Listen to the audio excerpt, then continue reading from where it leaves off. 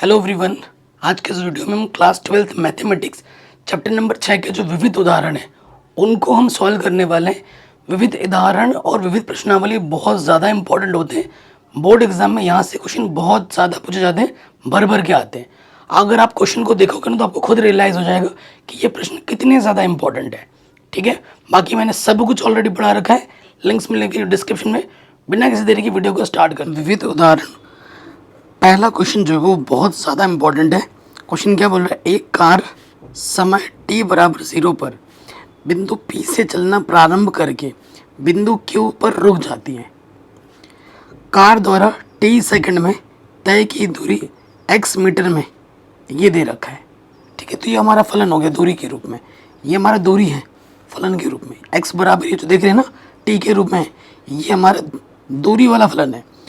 Car को Q तक पहुंचने में लगा समय ज्ञात करना है और P तथा Q के बीच की दूरी ज्ञात करनी है। यहाँ पर जो भी T का मान आएगा ना वो यहाँ पर रख दोगे तो आपको आपकी दूरी मिल जाएगी।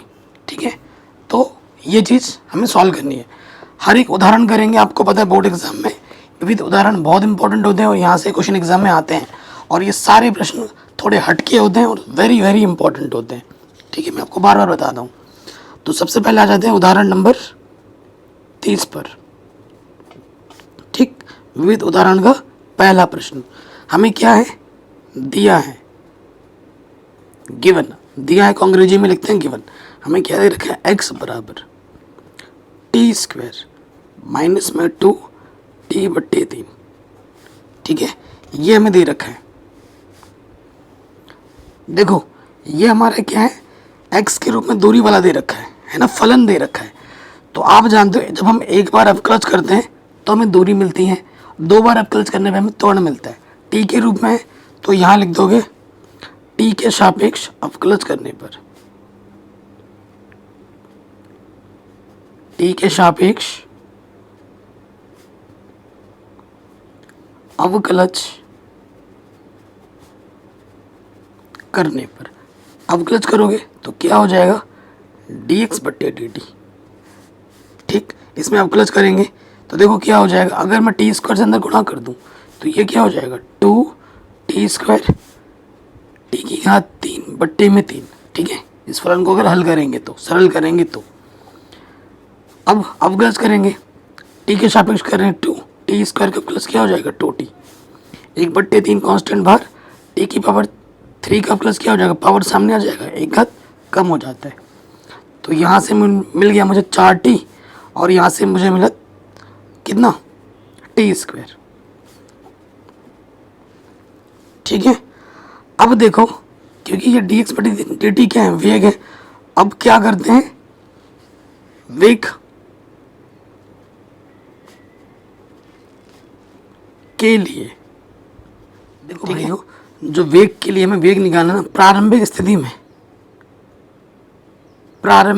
में क्या होता है, प्रारंभिक स्थिति में जब हम गाड़ी स्टार्ट करेंगे तो हमारा जो एक्सीलरेटर देने से पहले ना वेग हमारा क्या होगा, 0 होता है। प्रारंभिक स्थिति में ये जो dx/dt ये जो हमारा वेग है वो क्या होता है, 0 होता है। तो इसको हम रख देंगे 0। 4t माइनस का t², यहाँ से क्या उभयनिष्ठ आ जाएगा, t उभयनिष्ठ आ जाएगा, 4 - t। तो ये दो गुणनखंड मिल गए। यदि t बराबर 0 तो t का मान हमें 0 मिलेगा। ठीक, और दूसरा क्या है हमारे पास, यदि 4 - t को आप 0 मानोगे तो t का मान क्या मिलेगा, 4 मिलेगा, 4 सेकेंड। तो आपको दूरी निकालनी है। देखो प्रश्न में क्या बोला है, देखो अगर मैं आपको दिखाता हूँ, एक कार है, कार मान लो जब t का मान 0 है ना, इनिशियल स्टेज में यहाँ पे कार है और इस बिंदु की पोजीशन में p मान लेता हूँ। ठीक है, और चलना प्रारंभ करता है, वो थोड़ी देर बाद यहाँ पे आ जाता है Q बिंदु पर। ये कार यहाँ थी, कुछ समय बाद यहाँ पे आ जाती है, तो उसने कुछ दूरी ज़रूर तय की होगी। अब यहाँ पर t का मान आपको 2 मिला है, एक तो 0 मिला है, एक t बराबर 4 सेकंड मिला है। तो क्या t बराबर 0 लेने पे आपको कुछ मिलेगा क्या, t मतलब 0 बराबर क्या है, आप चल ही नहीं रहे हो, आपने समय ही नहीं लगाया है, तो समय नहीं लगाया तो दूरी आपको मिलेगी क्या? नहीं मिलेगी। तो t बराबर 0 पे तो बात नहीं बनेगी। हमें t बराबर क्या लेना पड़ेगा? 4 लेना पड़ेगा कि कुछ समय वो चल रहा है। तो लिखेंगे t बराबर 4 पर। t बराबर 4 पर ये हमारा दूरी फलन है ना, दूरी फलन है। तो दूरी का मान निकालने के लिए दूरी वाले फलन में मान रखना पड़ेगा। क्या है एक बार लिख देते हैं, 2t² टी की घात 3/3 था, है ना। तो टी की जगह पे क्या रखना है? 4 रखना है। ठीक है, तो इसको हल करो। 4 चौको 16, 16 दूनी 32, 4 चौको 16, 16 चौको 64, बट्टे में है 3, गुणा करो। 3 दूनी 6, 3 3 9, तो आंसर आ जाएगा 32/3, यहाँ लिख दोगे मीटर। ठीक है, तो हमें हमारी जो दूरी मिलेगी वो मिलेगी 32/3 मीटर।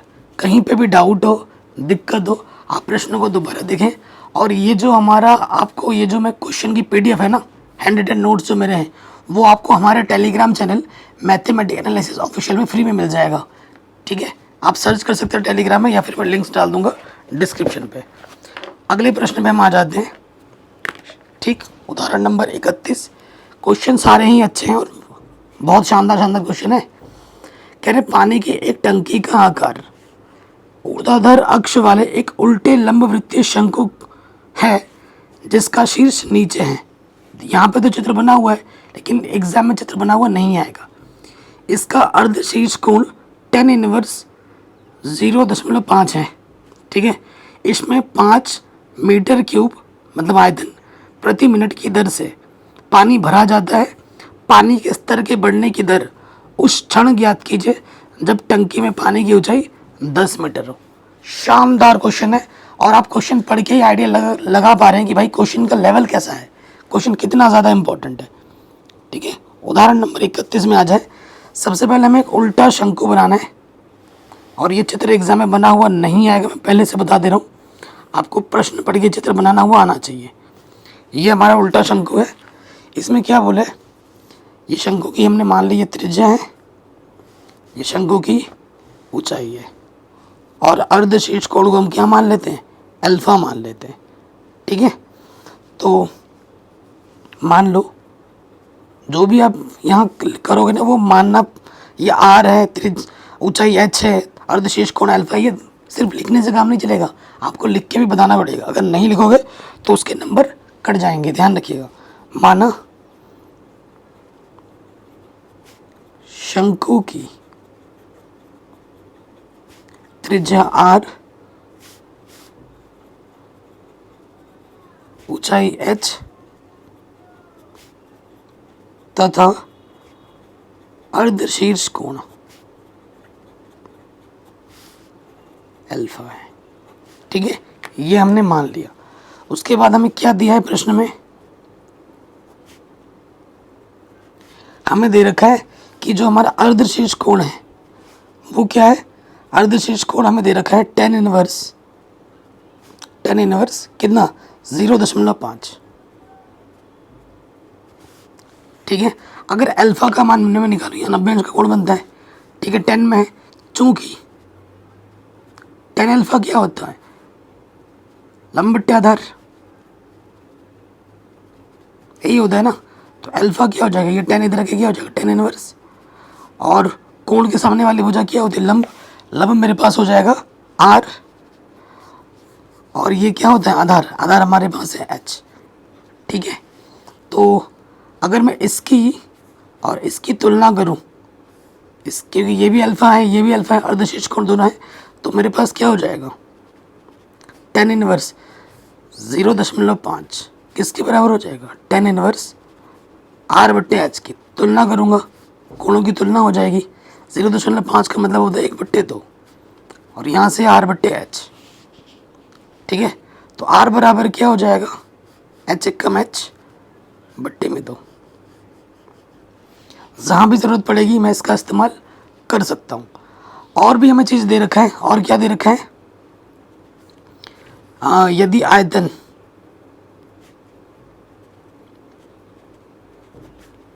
आयतन मतलब वॉल्यूम v है, तो हमें प्रश्न में क्या दिया है, जो आयतन की परिवर्तन की दर है समय के सापेक्ष dv/dt, वो हमें दे रखा है 5 मीटर क्यूब प्रति मिनट। मिनट की वजह से ही हम समझ पाए हैं कि यहाँ t के सापेक्ष अवकलज होगा। ये प्रश्न में हमें दे रखा है, ये चीज़ हमें दे रखी है। ओके, तो इसका इस्तेमाल ज़रूर होगा। हमें क्या निकालना है, पानी के स्तर बढ़ने की दर हमें ज्ञात करनी है कि ये जो पानी है ना, यहाँ पे ये जो पानी है किस हिसाब से ऊपर बढ़ रहा है, यानी कि dh/dt निकालना है। और जब h, हमें क्या निकालना है, हमें निकालना है dh/dt निकालना है जब h कितना हो, जब h 10 मीटर हो। ये प्रश्न में हमें निकालना है। तो क्या दिया है, क्या निकालना है, ये हमें पता होना चाहिए प्रॉपर वे में। अब आ जाओ, चूंकि आयतन क्या होता है, शंकु का आयतन सूत्र क्या होता है, 1/3 पाई आर स्क्वायर एच। अब मैं आर का मान रख दूंगा, या तो आर के पदों में रखना होता है या फिर एच के पदों में, ठीक है। तो मैं आर का मान उठाकर यहाँ पे रख दूंगा, चूंकि आर बराबर क्या है मेरे पास, h/2, यहाँ रखो पाई/3, आर की जगह पे आ जाएगा h/2, तो यहाँ आ जाएगा पाई/3 दूनी, अच्छा 2 3 दूनी 4, 4 3 12 आ जाएगा, ठीक है 12, और h की घात 2, h की घात 1, h की घात क्या हो जाएगा 3। ये हमें v मिल गया। और यहाँ पर क्या है, t के सापेक्ष अवकलज है, तो मैं v का क्या कर दूंगा, t के सापेक्ष अवकलज कर दूंगा। t के सापेक्ष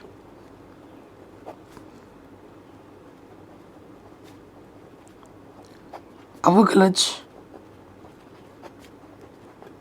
करने पर, ठीक है, करते हैं अवकलज। तो क्या होगा, देखो भाइयों,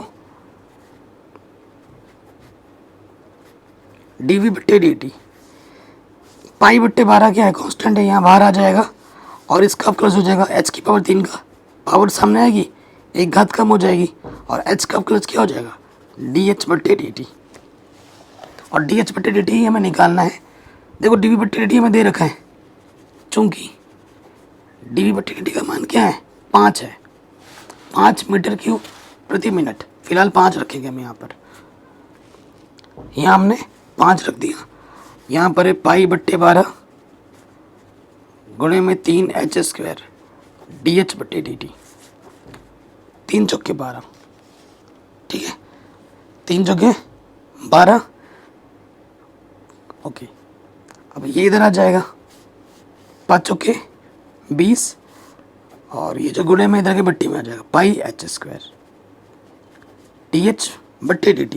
यही चीज़ हमें निकालनी भी है, ठीक है। अब हम क्या करेंगे, चूंकि प्रश्न में दे रखा है h बराबर क्या रखना है, 10 मीटर, तो रखो h का मान क्या रखना है, 10।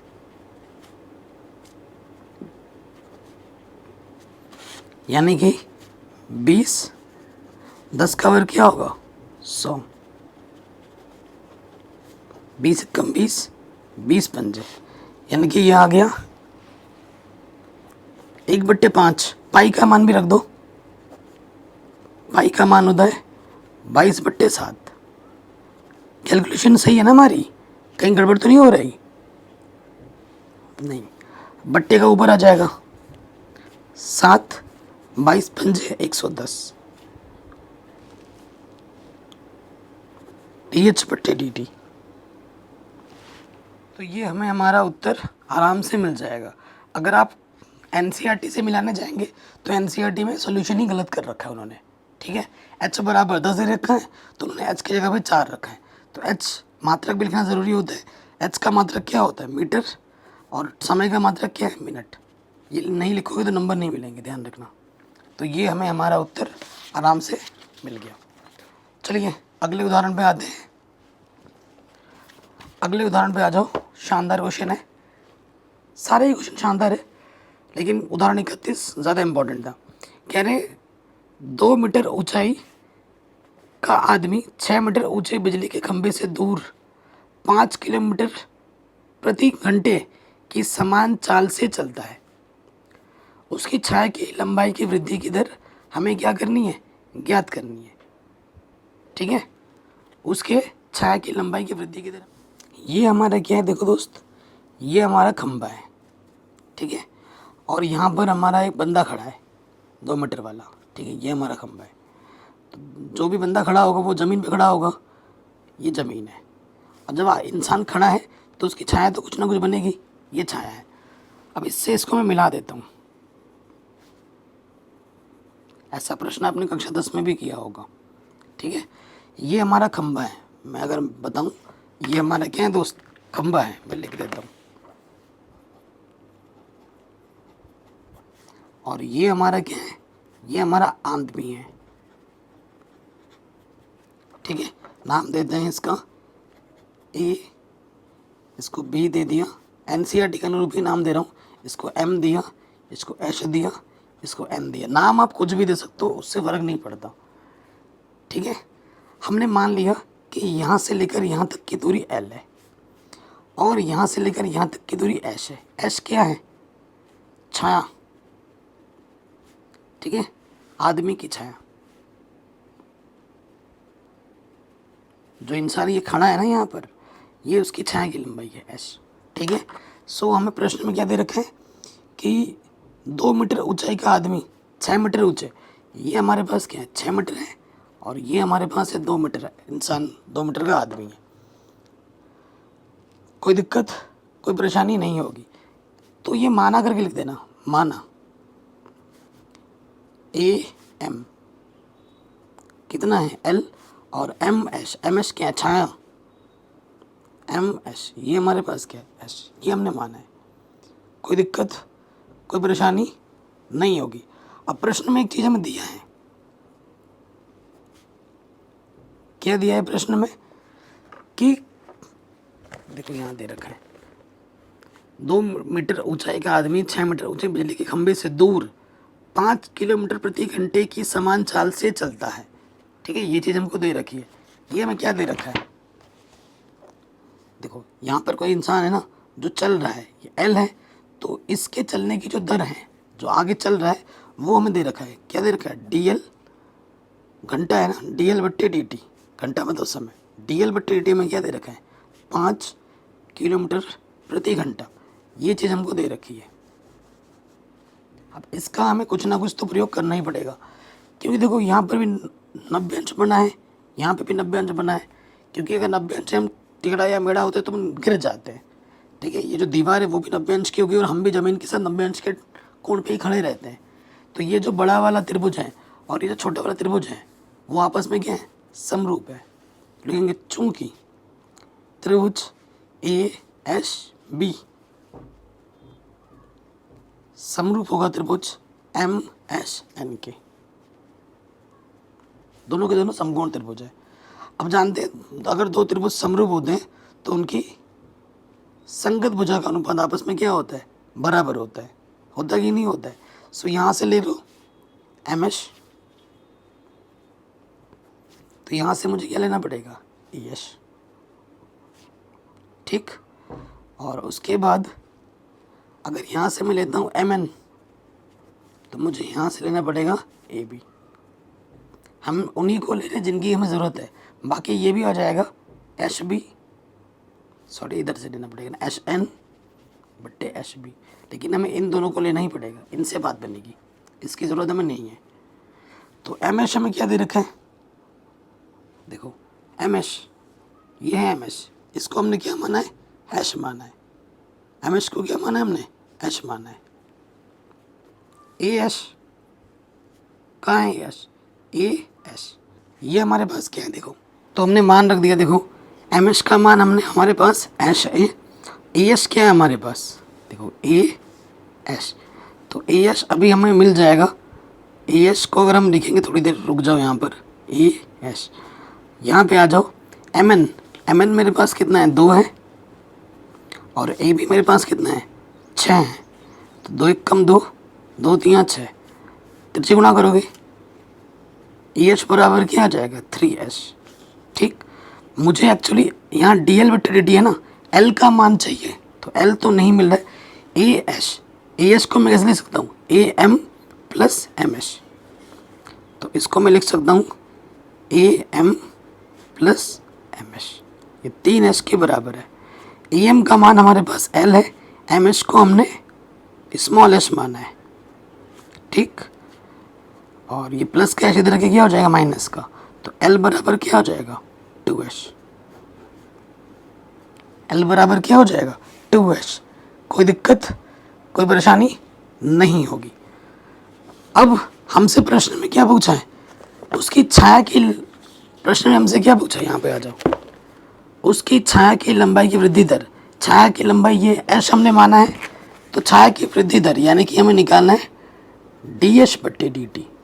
ये चीज़ हमसे प्रश्न में पूछी गई है, ठीक है, कि आदमी की जो लंबाई है उसकी परिवर्तन की दर क्या होगी। तो dl/dt है, तो हम क्या करेंगे, यहाँ पर t के सापेक्ष अवकलज कर देंगे, t के सापेक्ष अवकलज करने पर, तो L का अवकलज क्या हो जाएगा, यहाँ से t के सापेक्ष dl/dt, 2 बाहर आ जाएगा, और s का अवकलज हो जाएगा dh/dt, ठीक। और dl/dt का मान तो हमें पहले ही दे रखा है, कितना 5, तो यहाँ से उठाओगे और 5 रख दोगे, ये 2 गुणे में इधर के बट्टे में आ जाएगा। एस क्या है, दूरी, दूरी है किलोमीटर में, और समय दे रखा है घंटे में, तो आंसर आ जाएगा 5/2 किलोमीटर प्रति घंटा, आंसर, ठीक है। कहीं पे भी डाउट हो या दिक्कत हो, आप एक बार प्रश्न को दोबारा ज़रूर देखें। आगे बढ़ते हैं अगले प्रश्न में। उन अंतरालों को ज्ञात कीजिए जिनमें ये जो फलन है वर्धमान हो और ह्रासमान हो, ये बताना है। ऐसे प्रश्न आपने कितने सारे किए हैं, और आपको पता है वर्धमान और ह्रासमान निकालने के लिए बोर्ड एग्जाम में प्रश्न आता ही आता है, हर साल आता है। तो ये उदाहरण नंबर 33, ठीक है, आ जाते हैं, दिया है, क्या दे रखा है, हमें फंक्शन दे रखा है। फंक्शन हमारे पास है 3/10 x की पावर 4, 4/5 x की पावर 3 माइनस का 3x², 36/5 x प्लस 11, ठीक है, ये हमारा फलन है। अब हमें क्या करना होता है, एक बार अवकलज करना होता है। 3/10, 4 सामने आ जाएगा, एक घात कम हो जाएगी, पावर सामने आ जाएगा, एक घात कम हो जाएगी, 3 दूनी 6x, और यहाँ पर 36/5। कोई दिक्कत, कोई परेशानी नहीं होगी। परेशानी एक चीज़ पे होगी, यहाँ पर अगर आप देखो कुछ ओबनिस्ट आ सकता है क्या, 5 का भागा दोनों में जाएगा, बट्टे में 5, और यहाँ से 36, 6 का 4 3 12, 4 3 12, 6 कम से कम भागा चला जाएगा पूरे में, ठीक है। यहाँ से बचेगा, अगर मैं काटूँ 5 2, ठीक है, कट गया, 5 तो बाहर आ गया, अब 6 भी बाहर निकाल दिया, 3 दूनी 6, तो यहाँ से बचेगा x³, ठीक है। यहाँ से आ जाएगा 4 3 12 x², और यहाँ से बचेगा 6x, और 6 छंग 36/5 तो बाहर आ गया, तो x की घात 3 है, गुणनखंड x बराबर 1 इसको संतुष्ट कर रहा होगा। और अगर आप इसका गुणनखंड करोगे, गुणनखंड करना आता होगा आपको, तो यहाँ मिलेगा x-1, x + 2 और x-3। कैसे, देखो x की जगह जब 1 रखोगे इसको संतुष्ट करेगा, तो x-1 से भागा दोगे, एक द्विघात समीकरण आएगा भागफल में, उसको फिर गुणनखंड करोगे तो ये आ जाएगा, है ना। कक्षा 10 में ये सब सीख रखा होगा, प्रश्नावली 2.3 में। अब हमें क्या करना है, कक्षा 9-10 में सीखा होगा ये सब, ठीक। गुणनखंड हो गया, ये हमारा f' आ गया। अब हमें क्या निकालना होता है, क्रांतिक बिंदु निकालनी होती है, क्रिटिकल पॉइंट्स, ठीक है, क्रांतिक बिंदु के लिए।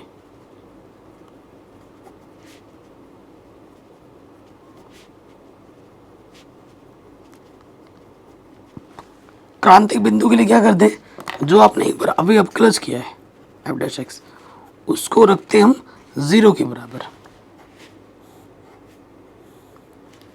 उसको क्या कर रहे हैं 0 के बराबर रखते हैं। तो यहाँ से देखो 6/5 गुणे में है x-1, x+2, x-3। ठीक, कोई दिक्कत कोई परेशानी नहीं होगी। इसको रखेंगे 0।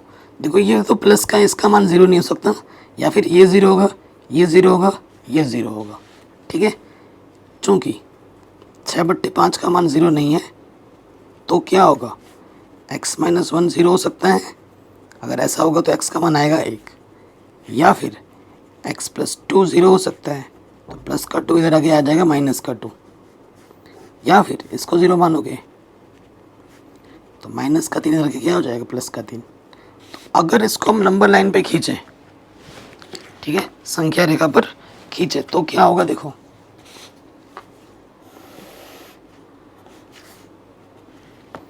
ठीक। तो यहाँ होता है प्लस का इन्फिनिटी, इधर होता है माइनस का इन्फिनिटी। यहाँ पर अगर 0 ले लोगे, 1 2 3 -1 -2, तो हमारे पास जो x के मान है, एक तो है माइनस का 2, एक है 1 और एक है 3। तो हमारे पास इंटरवल कितने बनेंगे, अतः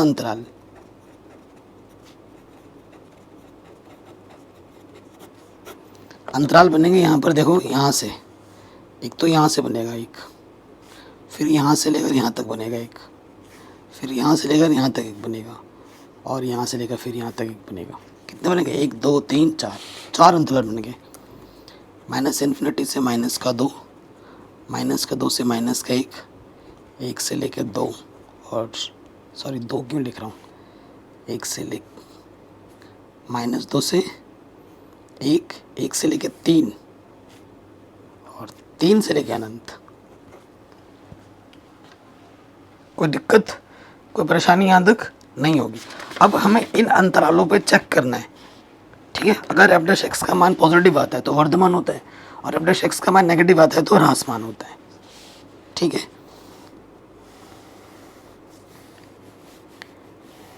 कहीं पे डाउट हो एक बार दोबारा देखें। कितने अंतराल है हमारे पास, 4 है ना। अगर यही चीज़ में अगर आप बोलते सर आपने ये डिजिटल बोर्ड में क्यों नहीं बोला है, डिजिटल बोर्ड में मिटाने में ही हो जाता, और एक स्लाइड में सारा हल नहीं कर पाते, और आप उतने अच्छे से समझ नहीं पाते जितना अच्छे से आप यहाँ समझ पा रहे हो। यही एक कारण है कि मैंने इसको डिजिटल बोर्ड में नहीं करा है। तो यहाँ हम क्या लिखते हैं, अंतराल, ठीक है। और यहाँ हमारा आता है f', 6/5। इधर हमारे पास क्या था, x-1, x+2, x-3, ठीक है। सो देखो यहाँ पर एक एक करके रख के देखते हैं। पहला अंतराल क्या है हमारे पास, पहला अंतराल है हमारे पास -∞ से -2, -2 से माइनस के क्यों लिख रहा हूँ, प्लस का 1 है, प्लस का 1, फिर 1 से लेके हैं 3, और 3 से लेके इन्फिनिटी। अब हमें इन पे देखना है। तो देखो मैंने बोला है बाउंड्री के पॉइंट्स, क्योंकि ओपन इंटरवल में बनता है अंतराल, तो बाउंड्री के पॉइंट्स नहीं लिखते हैं, लेकिन इनमें जो बड़ा मान तुम्हें दिख रहा है, जैसे कि यहाँ से x का मान आप ले सकते हो समझने के लिए। x का मान मैंने -10 ले लिया। अब ये क्या है, 6/5 पॉजिटिव, -10 में से -1 घटाऊंगा नेगेटिव आ जाएगा। ये सब गुणे में -10 में 2 जोड़ूंगा नेगेटिव आ जाएगा, और -10 में -3 जोड़ूंगा नेगेटिव आ जाएगा। Negative negative positive, positive into negative negative, ठीक है। नेगेटिव इंटू पॉजिटिव क्या आ गया, नेगेटिव, ठीक है। तो इस अंतराल में अगर f' का मान नेगेटिव आता है तो यानी कि ये क्या है, ह्रासमान है। इस अंतराल में फलन क्या होगा, ह्रासमान होगा। जैसे -2 से 1 है, ठीक है। बाउंड्री के पॉइंट्स हमें लेने होते हैं, जैसे मैंने ले लिया x का मान बड़े से बड़ा लेना है, -0.5 लिया, माइनस के 6/5 क्या है, पॉजिटिव, -0.5 में से -1 घटाओगे तो नेगेटिव आ जाएगा। -2 में से 1.5 घटाओगे माइनस का पॉजिटिव आ जाएगा, और 1.5 से -1.5 -3 नेगेटिव आ जाएगा। तो negative into positive negative, negative into negative positive, positive into positive positive, ठीक, धनात्मक। पॉजिटिव होने पे क्या होता है वर्धमान। अब देखो 1 से लेके 3 है तो यहाँ x का बड़ा से बड़ा मान सोच लिया 2.5। बाउंड्री पॉइंट्स मत सोचना यहाँ पर, अगर सोचोगे प्लस माइनस के दो तो गड़बड़ हो जाएगा। 2.5 के बड़े से बड़ा मान यहाँ रखो, 6/5 के प्लस होता है, 2.5 में से घटाओगे 1.5 बचेगा जो कि प्लस का होता है, 2 में 2.5 जोड़ोगे प्लस का आ जाएगा, और 2.5 में से 3 घटाओगे नेगेटिव आ जाएगा। तो ये सारे plus plus into minus minus negative. तो इस अंतराल में क्या होगा, ह्रासमान। ठीक, अब आ जाओ 3 से लेके इन्फिनिटी, x का मान मैंने पॉजिटिव के 10 सोच लिया। 6/5 क्या है, पॉजिटिव। 10 में से 1 घटाओगे 9 आएगा पॉजिटिव, 10 में 2 जोड़ोगे 12 आएगा पॉजिटिव, और 10 में 3 घटाओगे 7 आएगा पॉजिटिव। सारा पॉजिटिव इंटू पॉजिटिव, पॉजिटिव होता है, और पॉजिटिव यानी कि वर्तमान। तो 2 अंतराल पे वर्धमान आया है, 2 अंतराल पे ह्रासमान आया है। लिखेंगे चूंकि इस पे वर्धमान आया है -2 से 1 यूनियन, यूनियन का मतलब इसमें और इसमें साथ में मिलाकर इन्फिनिटी पर फलन वर्धमान है, तथा -इन्फिनिटी से -2 यूनियन और 1 से 3 पर फलन ह्रासमान है। कोई दिक्कत, कोई परेशानी यहाँ तक नहीं होनी चाहिए। तो ये क्वेश्चन भी हमारा बड़े आराम से बन गया। ओके, चलिए नेक्स्ट क्वेश्चन पे आ जाते हैं। कह रहे सिद्ध कीजिए कि ये जो फलन है x का मान अगर 0 से बढ़ा लेंगे इस अंतराल में निरंतर वर्धमान फलन है ना, निरंतर वर्धमान फलन है, ये हमें दिखाना है। निरंतर वर्धमान फलन है यानी कि f' को उस इंटरवल में पॉजिटिव दिखा देना है। ओके, उदाहरण नंबर अब आ जाते हैं 34 पर। तो सबसे पहले लिखेंगे दिया है,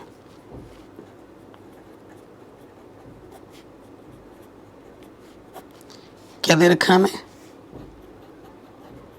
f(x) जो हमें दे रखा है tan इनवर्स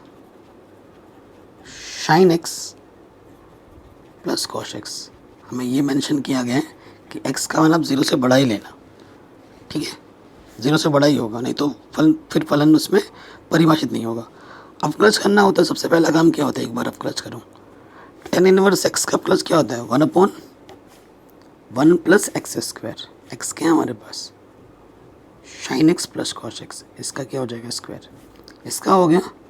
अब किसका अवकलज होगा, एंगल का। ठीक, अवकलज करो, sin x का अवकलज होता है cos x, cos x का अवकलज क्या होता है माइनस के sin x। नीचे क्या है मेरा 1 plus sin x plus cos x का वर्ग। कोई दिक्कत, कोई परेशानी नहीं होगी, ठीक है। अब देखो थोड़ा खोलना है हमें, इसको खोलोगे a का स्क्वायर प्लस b का स्क्वायर 2ab। और आपने नोटिस किया होगा कि कुछ फॉर्मूले लगने वाले, यहाँ पे एक फॉर्मूला लगेगा, इसका मान एक होता है, और इसका फॉर्मूला क्या होता है sin 2x, ठीक है। इसकी जगह पे हम 1 रखेंगे, 1 और 1 क्या हो जाएगा 2, और इसकी जगह पे क्या आ जाएगा sin 2x। Okay, cos x minus के sin x बट्टे में आ जाएगा 2 प्लस 2 sin 2x, ठीक है। ढंग से लिख देता हूँ, गड़बड़ी हो गई थी ना। cos x माइनस के sin x 2 sin 2x। बताइए कोई दिक्कत, कोई परेशानी यहाँ तक नहीं होगी। अब हमें अंतराल प्रश्न में पहले से ही दे रखा है, अंतराल में पहले से ही दे रखा है। देखो प्रश्नानुसार हमें बताना है कि जो दिया गया अंतराल है उसमें f' का मान बस 0 से बड़ा दिखा देना है, बात बन जाएगी। प्रश्नानुसार 0 से पाई बाई 4 पर। अगर मैं 0 से पाई बाई 4 की बात करूं, ठीक है, अगर ये चीज़ देखो, आप इस चीज़ को देख लो, मतलब साइन 2x है ना, 0 से पाई बाई 4 का मतलब क्या हुआ, पाई बाई 2 के बीच में ही है, पाई बाई 2 के बीच में क्या होगा, पॉजिटिव होगा, सभी ऑल पॉजिटिव होते हैं ना, तो ये तो पॉजिटिव ही हो जाएगा। 0 से पाई बाई 4 पर क्या हो जाएगा, 2 प्लस साइन 2x का मान क्या होगा, 0 से बड़ा होगा, कोई भी मान होगा वो धनात्मक ही होगा, ठीक है, कोई भी जो मान होगा वो धनात्मक ही होगा, ठीक है। सो यहाँ से देखिए, ये तो पॉजिटिव हो गया। अब देखो, अगर ये पॉजिटिव है और तो इसका मान क्या होगा, cos x minus sine x का मान, ये इसका मान क्या होगा। अब 0 से पाई बाई 4 पे तुम कोई भी मान सोचो, चूंकि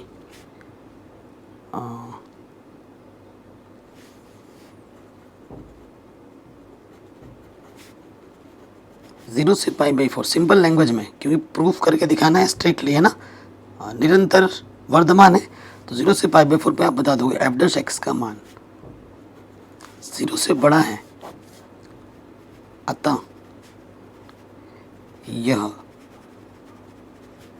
निरंतर वर्धमान है, ठीक है। कोई भी दिक्कत हो, अगर आपको काउंटर एग्जाम्पल लेना है तो आप 0 से पाई बाई 4 के बीच कोई भी एक एंगल ले लो और यहाँ पर मान रख के देखो, आपको हमेशा पॉजिटिव मान ही मिलेगा, जो कि 0 से बड़ा ही हो देगा, हमेशा एक पॉजिटिव मान मिलेगा। और जब भी एफ डैश एक्स का मान 0 से बड़ा होता है तो वो क्या होता है, निरंतर वर्धमान होता है, ठीक है। सीधी सी बात है, एकदम आसान शब्दों में मैंने लिखा दिया, किताबी भाषा से हटके। तो ये क्वेश्चन भी हमारा आराम से बन गया, ठीक है, बड़े आराम से। अब आ जाओ नेक्स्ट क्वेश्चन में, शानदार क्वेश्चन है। क्वेश्चन क्या बोल रहा है कि 3 सेंटीमीटर त्रिज्या की एक वृत्ताकार डिस्क को गर्म किया जाता है। जब गर्म करोगे तो वो फैलेगा ना, तो प्रसार के कारण इसकी त्रिज्या 0.05 सेंटीमीटर प्रति सेकंड की दर से बढ़ रही है। घट रही है मतलब नेगेटिव में लेना पड़ता है, बढ़ रही है यानी कि पॉजिटिव में लेना पड़ेगा। वह दर ज्ञात कीजिए जिससे इसका क्षेत्रफल बढ़ रहा है, यानी कि dA/dt निकालना है, जबकि त्रिज्या 3.2 सेंटीमीटर है, ठीक है। क्षेत्रफल की परिवर्तन की दर हमें निकालनी है। बहुत ही आसान सा क्वेश्चन है। उदाहरण नंबर 35 देखिए, हमारे पास क्या है, एक वृत्ताकार डिस्क है, ये हमारी डिस्क है और ये डिस्क की त्रिज्या है,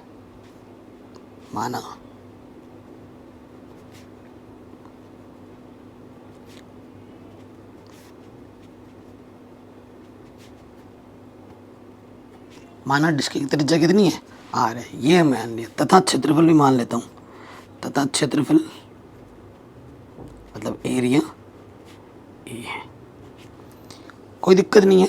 अब हमें प्रश्न में क्या दिया है वो लिखते हैं।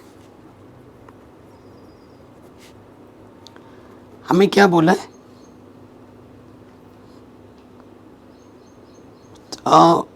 इसकी त्रिज्या में जो परिवर्तन है dr/dt, ये दे रखा है 0.05 सेंटीमीटर प्रति सेकंड, ठीक है, ये हमें दे रखा है, ठीक। और हमें क्षेत्रफल में परिवर्तन की दर निकालनी है, क्षेत्रफल किस दर से बढ़ रहा है, यानी कि dA/dt, ये हमें निकालना है जब त्रिज्या 3.2 सेंटीमीटर हो।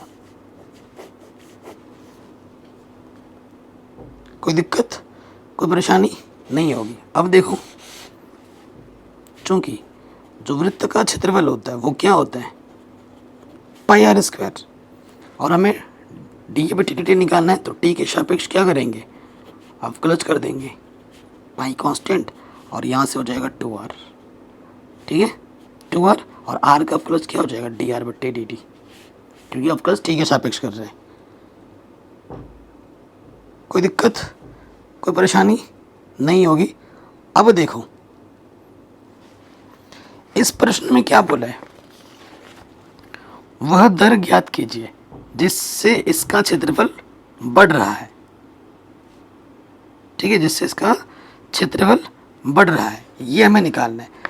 अब देखो इस प्रश्न में क्षेत्रफल के परिवर्तन की दर निकालनी है, और इस बुक में क्या कर रखा है, इन्होंने त्रिज्या की सन्निकट दर निकाली है, ठीक है, उसके साथ साथ इन्होंने क्षेत्रफल के सन्निकट की दर निकाली है। ये तो सिलेबस में ही नहीं है, सन्निकट वाला जो कॉन्सेप्ट है वो सिलेबस में ही नहीं है, यूपी बोर्ड के सिलेबस में नहीं है, ठीक है।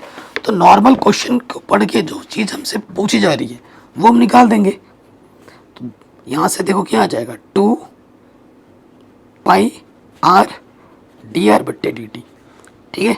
2 पाई आर का मान दे रखा है प्रश्न में, क्या दे रखा है, डी आर बट्टे डी टी का मान प्रश्न में दे रखा है 0.05, और आर का मान दे रखा है प्रश्न में कितना लेना है, जब आर हो 3.2 सेंटीमीटर, ठीक है। ये मान रख दोगे बस, आंसर आ जाएगा 3.2, और ये रखना 0.05, तो ये आ जाएगा 2 दूनी 4 और 2 दिया 6 गुणा 0.05, गुणा करोगे आप, ठीक है, कितना आ जाएगा,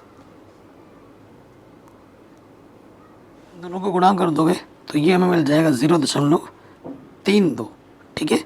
और क्षेत्रफल है, क्षेत्रफल के लिए क्या होता है सेंटीमीटर स्क्वायर, और समय के लिए क्या हो जाएगा सेकंड, आंसर, ठीक है। ये हमें हमारा उत्तर बड़े आसानी के साथ मिलेगा, ऐसे ही करना है, ठीक है। कहीं पे भी डाउट हो, दिक्कत हो तो प्रश्नों को एक बार दोबारा देखें। चलिए अगले प्रश्न में हम आ जाते हैं।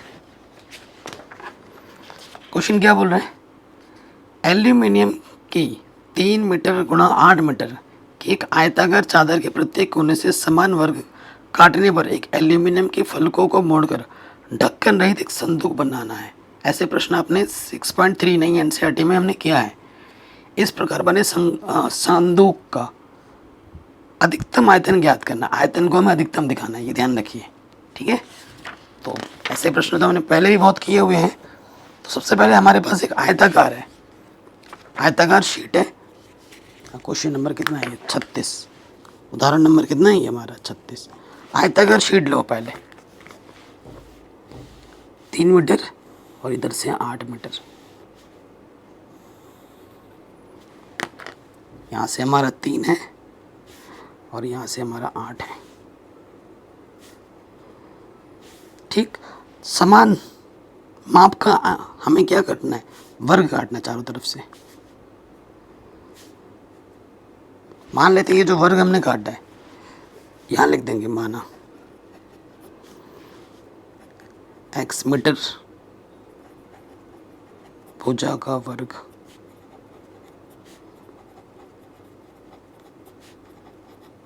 काटने पर, ठीक।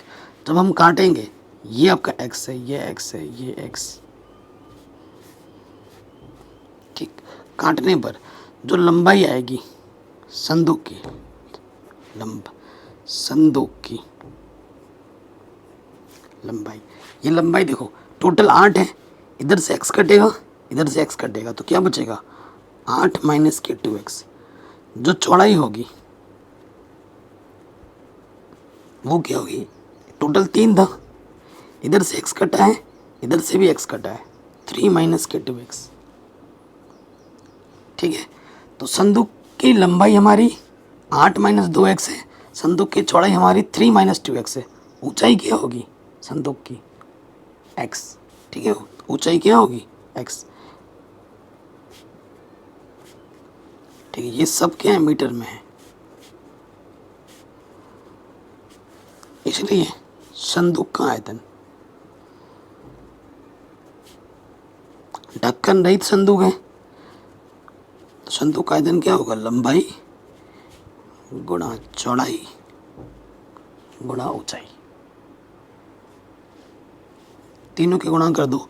लंबाई मेरे पास है 8 माइनस की 2x, चौड़ाई मेरे पास है 3 माइनस की 2x, और ऊंचाई मेरे पास है x, ठीक है।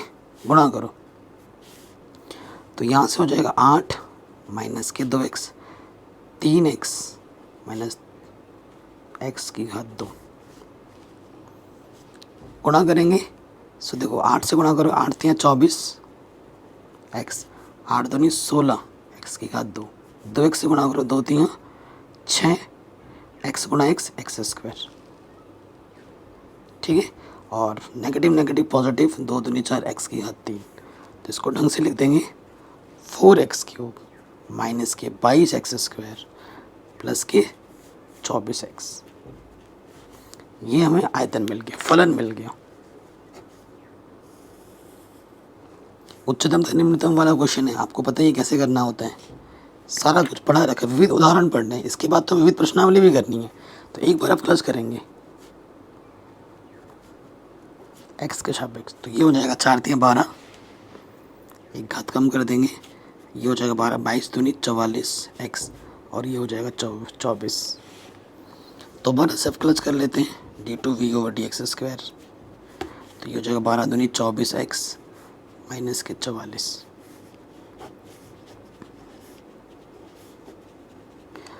नेक्स्ट स्टेप में क्या करना होता है, उच्चतम तथा निम्नतम के लिए।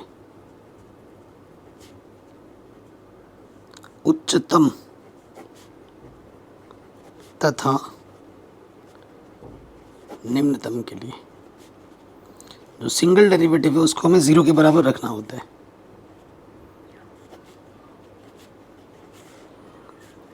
तो 12x स्क्वायर माइनस के 44x प्लस के 24 बराबर 0। ठीक है, इसको हमने क्या रख दिया, 0 रख दिया। अब देखिए यहाँ से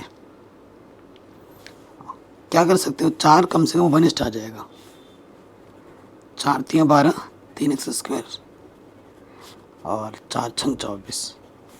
गुणा करने पे 6 3 18 है और जोड़ने पे 11। ठीक है, गुणा करने पे 18 है और जोड़ने पे 11, 9 दूनी 11, 9 2 11, 9 दूनी 18 होता है। तो गुणनखंड करते हैं, 9x माइनस के 2x हो जाएगा। यहाँ से जोड़ा, यहाँ से जोड़ा, 3 उभयनिष्ठ और x उभयनिष्ठ, x बचेगा 3 3 9, यहाँ से क्या 2 उभयनिष्ठ, जो 2 बार आता है उसे हम एक बार लिखते हैं, और जो उभयनिष्ठ निकाला है आपने 3x माइनस 2 यहाँ पे आ जाएगा, और ये बाहर से 4 है। ठीक है, अब हमें क्या करना है, इनको 0 मान लेना है। 4 का मान 0 नहीं है, एक बार इसको 0 लेना है, एक बार इसको 0 लेना है। यदि x माइनस 3 बराबर 0, तो माइनस का 3 इधर के क्या हो जाएगा, प्लस का 3। यदि 3x माइनस का 2 बराबर 0, तो माइनस 2 इधर के प्लस का 2, और ये गुणे में इधर के बट्टे में आ जाएगा, x का मान 2/3। ठीक है, अब आपको मान रख के देखना है किस पे पॉजिटिव आ रहा है, किस पे नेगेटिव आ रहा है। आपको क्या दिखाना है, प्रश्न में आपको दिखाना है आयतन को अधिकतम दिखाना है। ठीक है, तो वो वाला बिंदु लेना है जिसपे हमें फलन अधिकतम मिलता है। तो x बराबर 3 पे रख के देखो, x बराबर 3 पे रख के देखो, डबल डेरिवेटिव में रखना होता है, d2v/dx स्क्वायर। x की जगह पर 3 रखा हमने, तो 24 माइनस के 44, 24 3 72 माइनस 44, घटाओगे तो क्या आ जाएगा, धनात्मक कोई मान मिलेगा।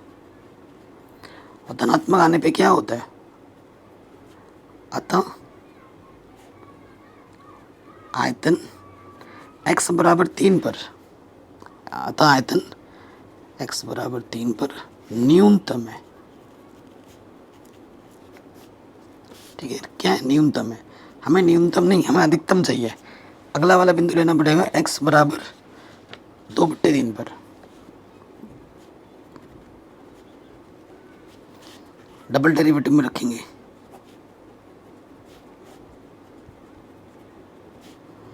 तो 24 x की जगह पर रख दिया 2/3, और यह है माइनस के 44, 3 × 24 16, ठीक है, तो यहाँ पर आ जाएगा 16 में से 44 घटाओगे ऋणात्मक आ जाएगा, और अगर ऋणात्मक आता है तो क्या होता है, फलन उच्चतम होता है। अतः आयतन उच्चतम है, x बराबर 2/3 पर। ठीक है, यानी कि x बराबर 2/3 हमारा सही होगा। इसी को लेना है, जिस पे उच्चतम है उसी बिंदु को लेना है।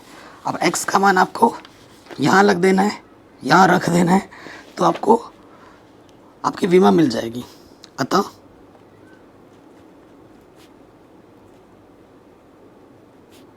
संदूक की विमा, लंबाई, चौड़ाई, ऊंचाई।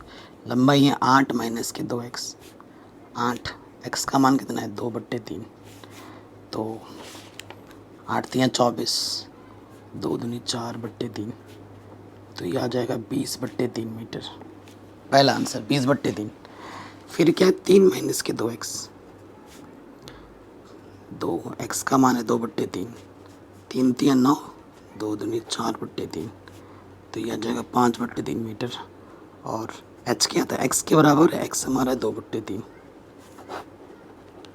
तो ये हमें हमारी संदूक की विमा मिल जाएगी।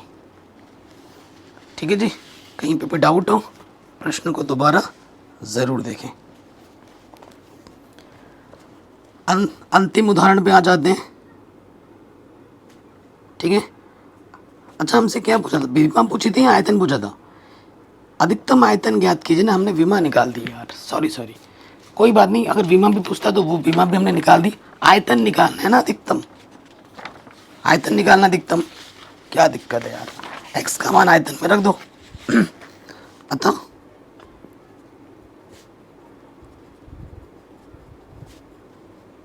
अधिकतम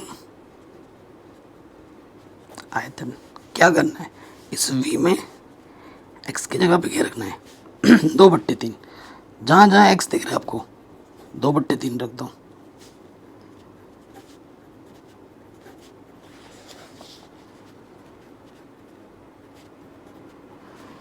तो ये हो जाएगा 4, 2 को 3 बार गुणा करेंगे 8, 3 तियाँ 9 तियाँ 27, 22, 2 दूनी 4/3 तियाँ 9, और ये हो जाएगा 24 दूनी 48/3। ठीक है, लॉसअप पर क्या आ जाएगा 27, 4 8 32, 9 तियाँ 27। ठीक है, 3 बार, और 22 चौको 88 गुणे में 3, 3 नम 27, 48, 3 नम गुणा 9। ठीक है, अब इसको हल करो, देखो यहाँ पे क्या आ जाएगा 32, और यहाँ पे गुणा है 88 का गुणा करना है 3 के साथ, तो यहाँ आ जाएगा 264। ठीक, 264। उसके बाद देखो आपको गुणा करना है 48 को किसके साथ, 9 के साथ, तो यह आ जाएगा 432। तो ये पॉजिटिव का है, ये पॉजिटिव का है, 464 में से 264 घटा देना है, तो कितना बचेगा 200/27। ठीक है, इतना आयतन है सेंटीमीटर क्यूब, ये हमें हमारा आंसर मिल जाएगा। बताइए, अब कोई डाउट या कोई दिक्कत नहीं होगी, तो ये प्रश्न भी आपका आराम से बन गया होगा। आखिरी प्रश्न पे आते हैं, आखिरी उदाहरण पे आते हैं। इसके बाद हमारी विविध प्रश्नावली, जिसकी लिंक्स मैंने डाल दी है डिस्क्रिप्शन में, ऑलरेडी मैंने करा दिया है, पूरा बुक ख़त्म करवा रखा है, चैप्टर आज इंपॉर्टेंट क्वेश्चन करा रखे हैं, डिस्क्रिप्शन एक बार ज़रूर चेक कर लेना, और चैनल पे नया हो तो सब्सक्राइब ज़रूर कर लेना प्लीज़। कह रहे एक निर्माता इतने रुपए प्रति इकाई की दर से, मतलब कोई भी चीज़ एक बनाता है ना, उसकी कीमत ये है, उसकी कीमत ये है। ठीक, प्रति दर से x इकाइयाँ बेच रहा है, मतलब एक की कीमत इतनी है, और कितनी चीज़ बनाता है, x चीज़ें बनाता है, तो टोटल कीमत कितनी होगी, x को इससे गुणा कर देंगे तो कुल कीमत आ जाएगी। x इकाइयों का उत्पादन मूल्य इतना है, टोटल कुल मूल्य ये हमें दे रखा है।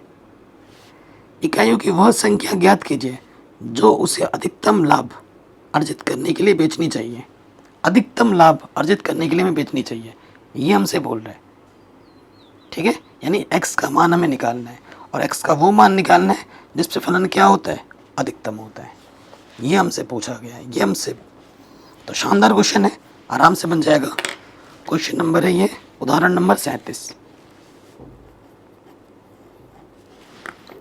ठीक, तो देखो,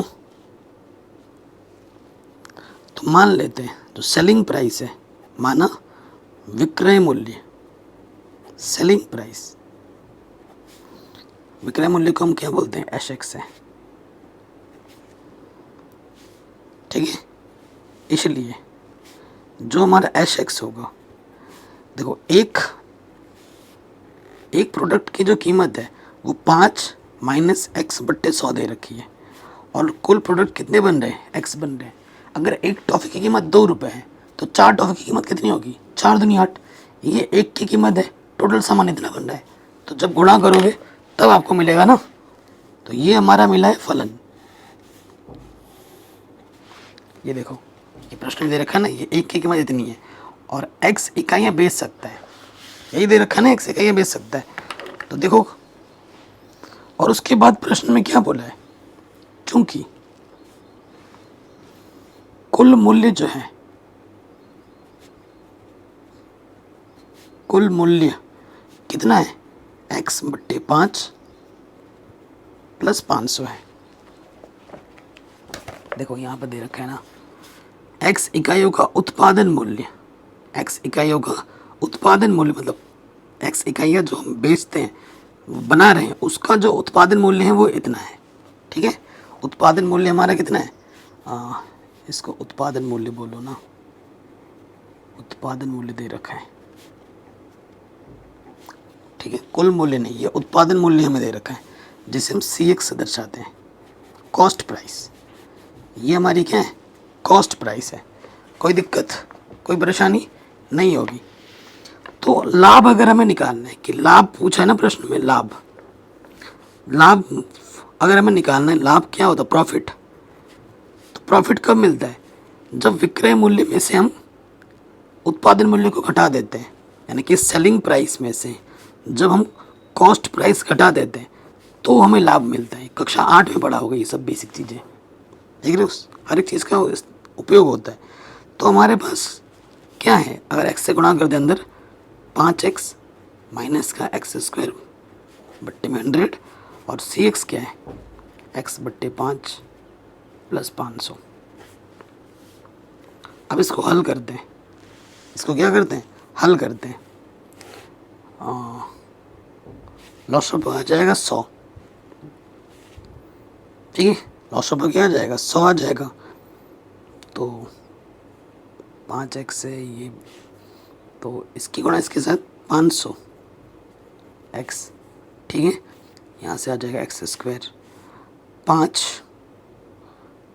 और कितनी बार जाएगा, 20 बार, यहाँ से आ जाएगा 20x और इसके बट्टे में 1, 100 प्लस माइनस माइनस 100 बार जाएगा, 1 पंजे 5, पीछे से 2 0। ये हो गया। ठीक है, कोई दिक्कत, कोई परेशानी नहीं होगी। तो अगर आप ध्यान से देखेंगे, 500 में से 20 घटाओगे,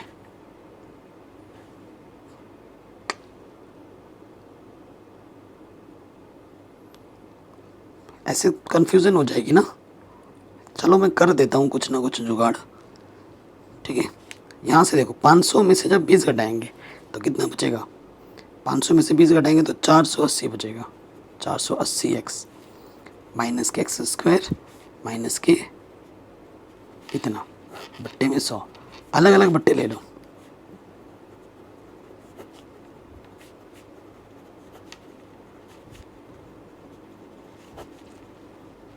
एक 0 2 0 कटा, यहाँ से कटा, अब काटो यहाँ से, 2 पंजे 10, 2 दूनी 4, 2 चौको 8, तो यहाँ आ जाएगा 24x बट्टे 5, यहाँ से आ जाएगा एक्स स्क्वायर बट्टे 100 और यहाँ से बचेगा सिर्फ 500।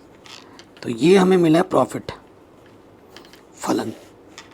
ठीक है, ये हमारा लाभ फलन है। ये हमारे क्या है दोस्तों, लाभ फलन है। अब हमें क्या करना होगा, एक्स के सापेक्ष अवकलज करना होगा, जैसे हम करते हैं। अधिकतम भी दिखाना है, एक्स के सापेक्ष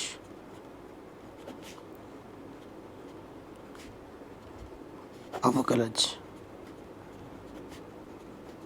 करने पर करोगे एक बार अवकलज,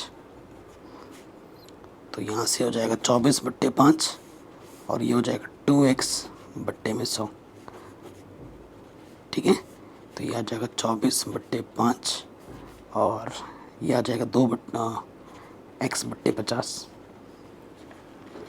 ठीक, अगर दोबारा अवकलज करोगे, इसको अगर फलन मान ले कुछ 1, इसको 2 मान लो और दोबारा से अवकलज करो, क्योंकि अधिकतम दिखाना है ना, डबल डेरिवेटिव करोगे तो इसका अवकलज क्या हो जाएगा, कांस्टेंट है 0 और 1/50 बार, और x का अवकलज क्या होता है 1, तो ये आ जाएगा 1/50, यानी कि ये आ गया नेगेटिव, ऋणात्मक। अब x का मान कुछ भी रखो, क्योंकि x इसमें है ही नहीं, तो ऑलवेज क्या होगा, नेगेटिव होगा, और नेगेटिव होने पे क्या होता है, फलन उच्चतम होगा।